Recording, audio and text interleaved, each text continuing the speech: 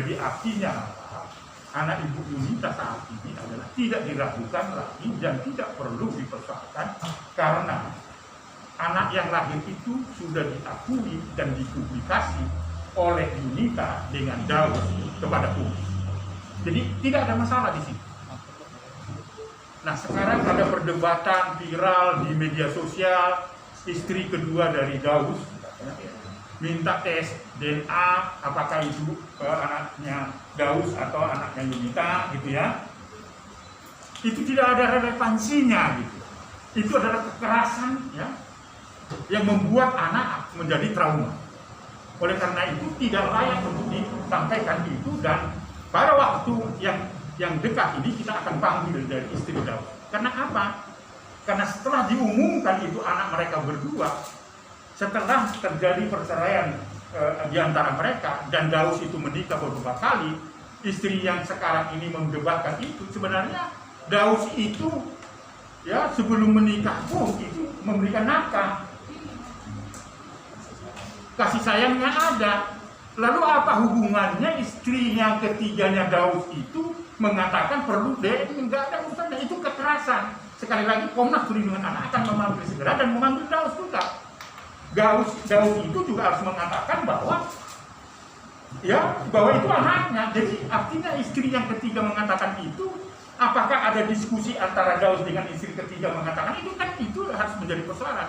Dalam waktu dekat Daus dan istri yang ketiga akan saya panggil di sini untuk memastikan terhadap praktek-praktek kekerasan itu. Jadi kalau Daus juga tidak memberikan penjelasan dari pengumuman ketika mereka menikah, itu adalah pelanggaran terhadap hak anak. Itu sikap kita ya terhadap ini, dan tidak perlu mendiskusikan panjang lebar. Berhentilah mengatakan itu dan bertanggung jawab. Dan saya mengatakan kepada dia, mengakui itu anak saya. Saya kira itu ya. Jadi saya kira ini Yunita lah yang bisa menjelaskan, tetapi saya mengambil sikap dalam perspektif perlindungan anak. Saya akan segera panggil istri dari Pak Daus dan Pak Daus sendiri untuk mempertanggungjawabkan statement itu, karena itu merupakan pelanggaran terhadap anak, karena itu berdampak psikologis kepada anaknya, baik itu dalam hubungan interaksi di sekolah dan sebagainya, karena itu akan memunculkan bully yang baru terhadap anak, dan itu merupakan pelanggaran terhadap. Itu sikap Komnas Perlindungan Anak. Okay. Baik, jadi saya kira Ibu Yunita bisa memberi penjelasan. Ada yang mau ditanyakan teman-teman? Ya Pak, pada akhirnya memutuskan untuk meminta perlindungan ke Komnas, apa aja sih pertimbangannya?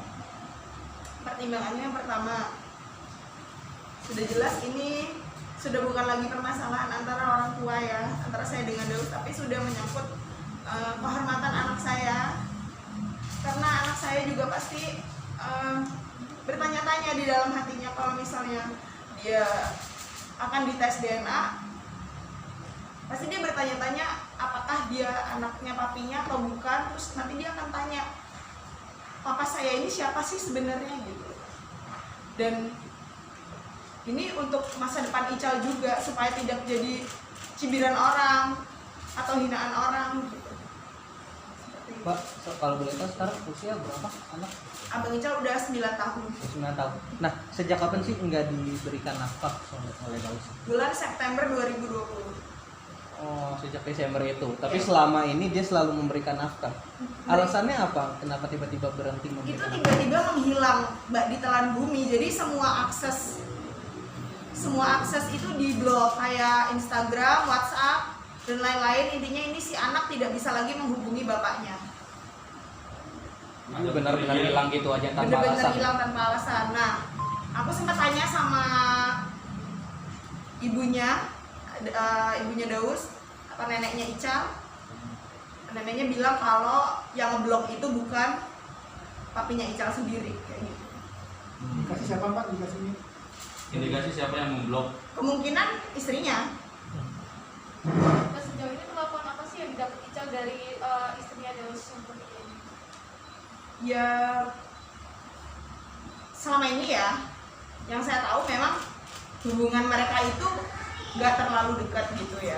Dan memang ketemunya itu kan jarang gitu loh. Tiba-tiba aja ngomong di sosial media kalau dia mau melakukan tes DNA, yang menurut aku itu menyakitkan buat anak aku. Tapi sejauh ini anak juga maksudnya belum ada bertanya atau Udah, udah ada karena bertanya. kan dia udah tahu, dan anak 9 tahun itu kan udah bisa nonton TV, udah tahu sosial media dan udah tahu berita ya, karena kan pasti muncul tuh ya. Terus dia bertanya sama aku beberapa kali, "Mah, emangnya aku ini beneran bukan anak papi ya? Kalau aku bukan anak papi, aku anak siapa?" Kayak gitu. Itu kan aku kan sebagai ibunya bingung jawabnya gitu loh. Orang abang anak papi kok, kata siapa abang tuh bukan anak papi, aku bilang gitu sama dia gitu loh. Karena 1 bulan ini tidak ada permintaan maaf atau pembelaan dari bapaknya, makanya saya putuskan untuk datang ke Komnas Anak untuk meminta saran kedepannya ini baiknya seperti apa untuk kebaikan anak saya, seperti itu.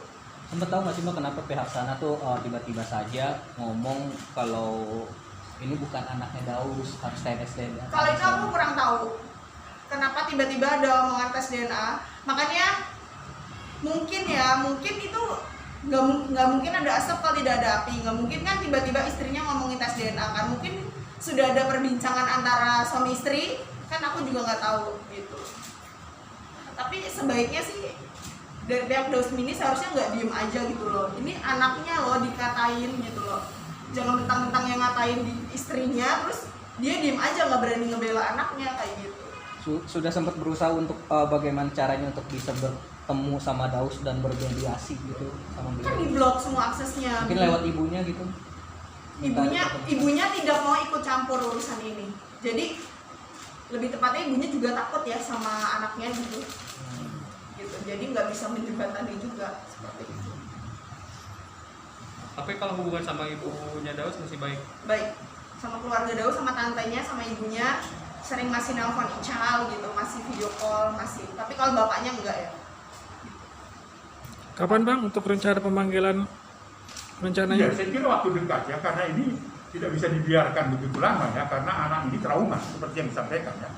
Dan itu tidak ada toleransi terhadap itu. Daus harus bertanggung jawab terhadap itu karena sudah mengumumkan itu secara resmi dan akte lahirnya juga itu atas nama mereka. Maka kewajiban dari Daus itu menafkahi anak ini gitu loh.